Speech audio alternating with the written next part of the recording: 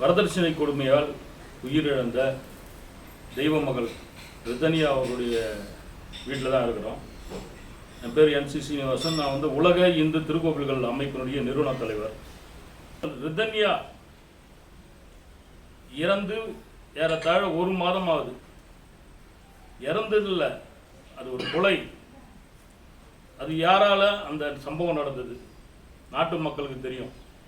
உலகம் முழுவதும் இந்த ரிதன்யா தெய்வ குழந்தையுடைய பிரச்சனை எல்லார் மக்களுக்கும், எல்லா தமிழின மக்களுக்கும் பெரிய அதிர்ச்சியாக உலா வந்த காலகட்டத்தில் அந்த கொலை வழக்கின் சார்பாக நாங்கள் அப்படிதான் சொல்லணும். ஏன்னா தற்கொலை என்பது எதனால தற்கொலை பண்ணுது?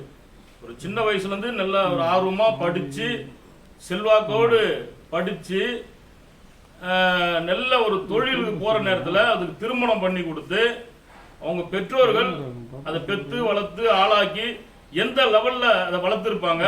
அப்படி ஒரு பாசமான ஒரு பிள்ளையாக இருந்து அதற்கு பிறகு 200 சவரன் நகை கொடுத்துருக்காங்க வரதட்சணையா. ஒரு காரு 80 லட்சம் மதிப்புள்ள காரு, அதாவது லட்சக்கணக்கில் சீர்வரிசை. இதுக்கிடையில் எவ்வளோ செல்வாக்கு கொடுத்து அந்த மகளை கட்டி கொடுக்குறாங்க.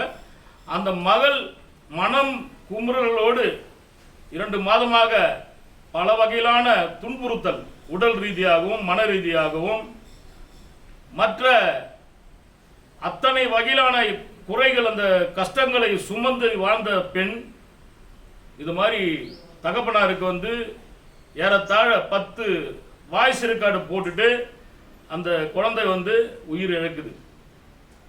அந்த உயிர் இழப்பு எதனால இழக்குதுன்னு சொன்னால் பெற்றவங்களாலையா, அவங்க கூட உற்றார் உறவினாலேயே அவங்களாலையா? இல்லையே. கல்யாணம் பண்ணி கொடுக்குற வரைக்கும் செல்வாக தானே அந்த பொண்ணு வளருது. ஆனால் ஒருத்தனுக்கு கல்யாணம் கைப்பிடிச்சி கொடுத்தவன்னா அவன் கொடுமைப்படுத்துறான். என்ன கொடுமைப்படுத்துறான்? உடல் ரீதியான அடிப்படையில் கொடுமைப்படுத்துறான், மன ரீதியான அடிப்படையில் கொடுமைப்படுத்துறான். பெற்றவங்க கஷ்டப்பட்டு அந்த குழந்தைக்காக வளர்த்து அந்த குழந்தை மேலே பாசம் வச்சு கட்டி கொடுக்குறாங்க. பெற்றவங்களுக்கு சொன்னால் அவங்க மனசு எவ்வளோ வேதனைப்படுன்ற அடிப்படையில் அது மனசுக்குள்ளே வச்சு அது தற்கொலை பண்ணிக்குது. அந்த அடிப்படையில் அவங்க அந்த பாப்பாவுடைய ரிதன்யாவுடைய மாமனார், மாமியார், அவனுடைய கணவன் 3 பேரையும் போலீஸ் அரெஸ்ட் பண்ணி ஜெயிலில் வைக்கிறாங்க. ஆனால் சாதாரணமாக பாருங்க, ஒரு பெண்ணுடைய உயிர், ஒரு குடும்ப, இந்தியாவின் ஒரு குடிமகள், ஒரு ஓட்டு, ஒரே ஒரு ஓட்டில் ஒரு ஜனாதிபதி தோக்கலாம். அது மாதிரியான ஒரு உரிமை உள்ள ஒரு பெண் தற்கொலை பண்ணி இறந்து போயிருக்குது. குயிக்கா நீங்க இவ்வளவு அவசரமா ஜாமீன் கொடுக்கணுமா? இது எந்த வகையில நியாயம்? இது எந்த வகையில நியாயம் தான் நாங்கள் கேட்கறதுக்காக நாங்கள் வந்திருக்கோம். நாங்கள் ஆறுதல் சொல்ல வந்தோம். ஆனால் நிலைமையை பார்த்தோம்னா, அந்த குடும்பம் இருக்கிற நிலைமையை பார்த்தோம்னா எங்களுக்கே தாங்கலை. நாங்களே கதறோம். அது மாதிரி இருக்கு. ஒரு பெண்ணை பெற்று வளர்த்து ஆளாக்கி படிக்க வச்சு அதுக்கு உடனே சொத்து சுதந்திரம் செஞ்சு கொடுத்து அவளை சீர்வரிசையோடு அலங்காரத்தோடு அனுப்பி வைக்கிற பெற்றவர்கள் குற்றவாளியா? அந்த பெண்ணை கொடுமைப்படுத்தி சித்திரவதைப்படுத்தி பல வகையில் மன உடைச்சல் ஆளாக்கி அந்த பொண்ணை கொலை செய்யற அளவுக்கு கொலை செய்யறாங்க. அவங்க நெல்லவங்க இன்னைக்கு ஜாமீன்ல வந்திருக்காங்க. இது எந்த வகையில நியாயம்? ஆகையினால் நான் சுருக்கமாக சொல்லுவது என்னவென்றால், சட்டமும் அது அதிகாரமும் காவல்துறையும் தயவு கூர்ந்து இதுல அக்கறை செலுத்தி விடுதலை கொடுத்த, அதாவது ஜாமீன் கொடுத்த கோர்ட்டே இதுல கருணையோடு, கருணையின் அடிப்படையில் யாரோ ஒரு மனிதனுடைய பெண் இறந்து போச்சு, நம்ம சந்தோஷம், நம்ம வேலையை முடிச்சோமா அப்படின்லாம் தயவு செய்து இருக்க வேணாம். மனிதாபம் அடிப்படையில் அரசியல்வாதிகளால் தலையிடவும் கூடாது.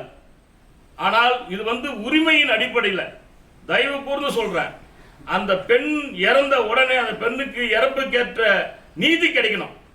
அவங்க திரும்ப ஜெயிலுக்கு போகணும்.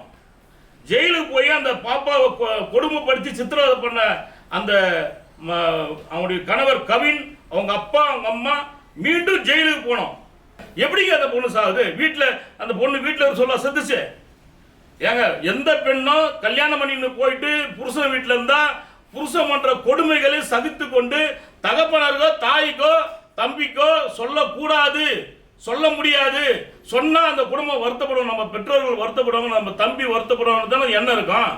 அவ்வளோ கொடுமையை மனசுல ஏற்றி கொண்டு ஒரு பட்டதாரி பெண்மணி நடு ரோட்ல அந்த மருந்து குடிச்சிருக்குது, மருந்து கொண்டு உயிர் போயிருக்குது. அந்த மருந்து வித்தாங்களோ அவங்களை கண்டுபிடிச்சு அவங்க மேல நடவடிக்கை எடுக்கணும். அதுவும் இல்லாம இவங்களுடைய உடைமைகள், யாரும் அந்த கவின் வீட்டில் இருக்கிற உடைமைகள், கார்ல இருந்து அவங்க நகையில இருந்து அவங்களுடைய பாத்திரம் கொண்ட அத்தனை பொருட்கள் இருந்து அந்த பாப்பாவுடைய உடைமைகள் இருந்து எல்லாமே வந்து சேரணும். அதுக்கு சட்ட ரீதியான அடிப்படையில் காவல்துறை ஒத்துழைப்பு கொடுக்கணும். அதே போல அவருக்கு, அதாவது அவர் மன உடைச்சல் இருக்க அந்த குடும்பமே, அந்த குடும்பத்துக்கு ஆறுதல் தெரிவிப்பது தமிழக அரசு நான் அன்போடு கேட்டுக்கொள்வது இதுதான்.